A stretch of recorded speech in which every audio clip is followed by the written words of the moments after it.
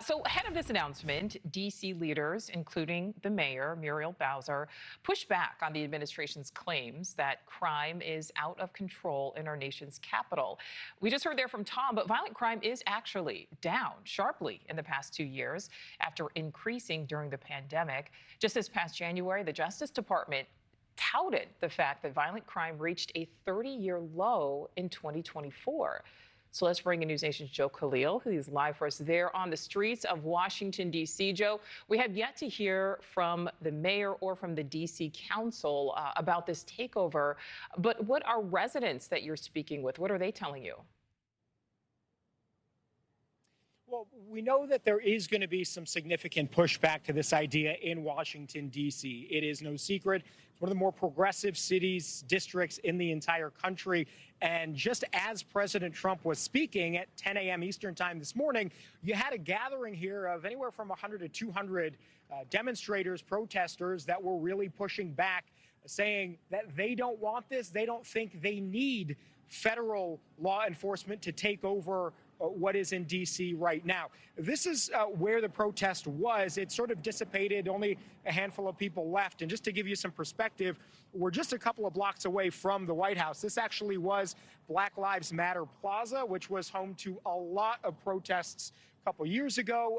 The administration has since paved over that sign. But what we heard from people was sort of an echo of what Tom laid out in terms of the numbers there. There is a downward trend, which obviously is a good thing in terms of virtually every major crime statistic in Washington, D.C. Having said that, there are still obviously issues with the crime. We've seen anecdotally that there are business owners, that there are people who've experienced crime that feel that some areas of the city are simply not safe.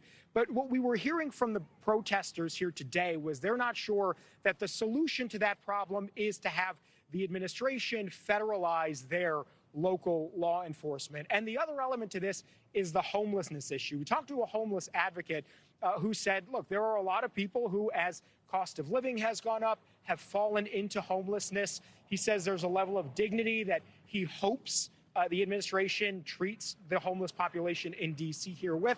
And again, the same concern that they're wondering whether or not this is the real solution to the problem of homelessness here in D.C. Take a listen to just some of what we heard today.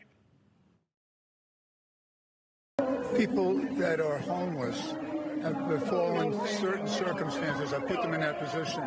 It could just as be easily, many people are just 1 or 2 paychecks away from being maybe on the streets. I would say we're called to be a just, merciful people. I see the people, I know the guys out there, I know the women out there. The more you get to know them, you realize that they are us. They are who we are. Don't be afraid of people who you are. Open up, be open to them. You'll be surprised at what you're going to find.